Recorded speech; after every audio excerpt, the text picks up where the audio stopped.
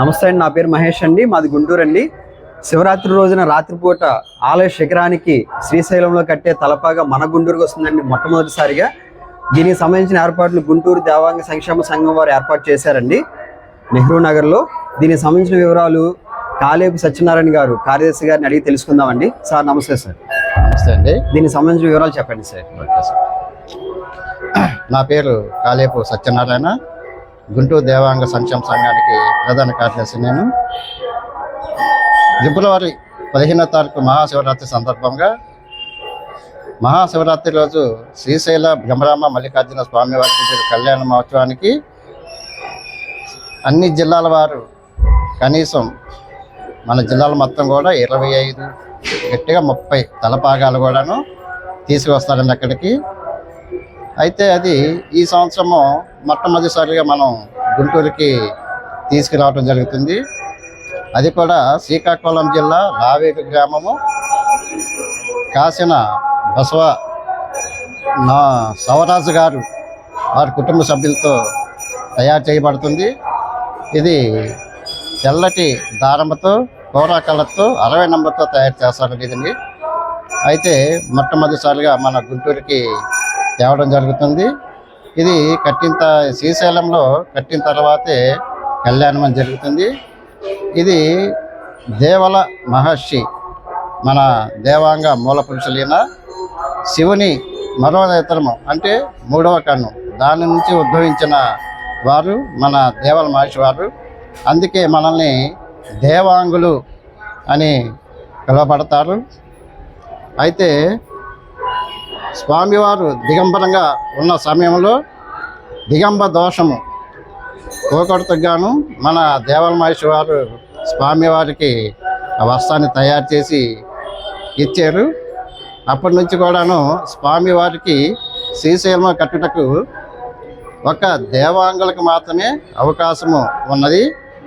అది కూడాను అన్ని జిల్లాల వారు, కొన్ని తరాల వారు కూడా తీసుకొచ్చి మన శ్రీశైలం తీసుకొస్తారు. ఇది మన శ్రీశైల తలపాగా గురించి వివరాలు. అలాగే ఈ నెల అంటే 9/2/2026 సోమవారం నాడు నెహ్రూ నగర్ 10వ లైన్లో వేయించేసి ఉన్న శ్రీ ఉమామహేశ్వర మార్కండేయ దేవాలయంలో చేనేత కాలనీ అంటారు దీన్ని. ఇక్కడ ఉదయం 7 గంటల నుంచి 11 గంటల వరకును భక్తుల దర్శనార్థము గుళ్ళో ఉంచుతామండి. ఆ తర్వాత గ్రామోత్సవం ఒకటి జరుగుతున్నది. ఆ తర్వాత దీనికి ముఖ్య అతిథులుగాను మన గుంటూరు ఎమ్మెల్యే గారు, తూర్పు నియోజకవర్గం శాసనసభ్యులు మహమ్మద్ నజీర్ గారు వారిని ఇక్కడికి ఆహ్వానించాము. అలాగే జనసేన జిల్లా అధ్యక్షులు గాదె వెంకటేశ్వర గారిని, అలాగే పులక ఇక్కడ ఉన్న సిటీలో ఉన్న కొంతమంది నాయకులను కూడా వారిని ఆహ్వానించాము.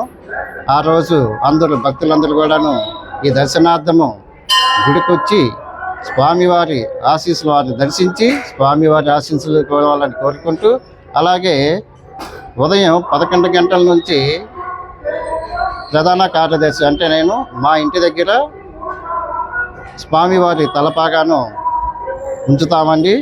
అవకాశము ఉన్నవారు మా ఇంటికి వచ్చి దర్శనం చేసుకోవచ్చు. ఎక్కడ అవకాశం లేని గుడిలో అవకాశం లేని వారు మా ఇంటికి వచ్చి దర్శనం చేసుకోవచ్చు అండి. నా అడ్రస్ వచ్చేసి అరుంధతి నగర్ 1వ లైను వైష్ణవి కాంప్లెక్స్ వెనక గల మా ఇంటి వద్ద స్వామివారిని దర్శనార్థం ఉంచుతామండి. కనుక భక్తులందరూ కూడా వచ్చి, దీనికి కులమతం అనేది భేదం లేదండి, అందరూ ఆహ్వానితులే, పుర ప్రజలందరూ కూడాను. కనుక ప్రతి ఒక్కరికి ఇదే మా ఆహ్వానం వాదిస్తూ హరహర మహాదేవ శంభో శంకర ఓం నమ శివాయ.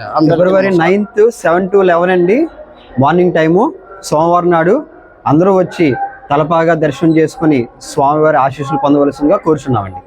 Thank you.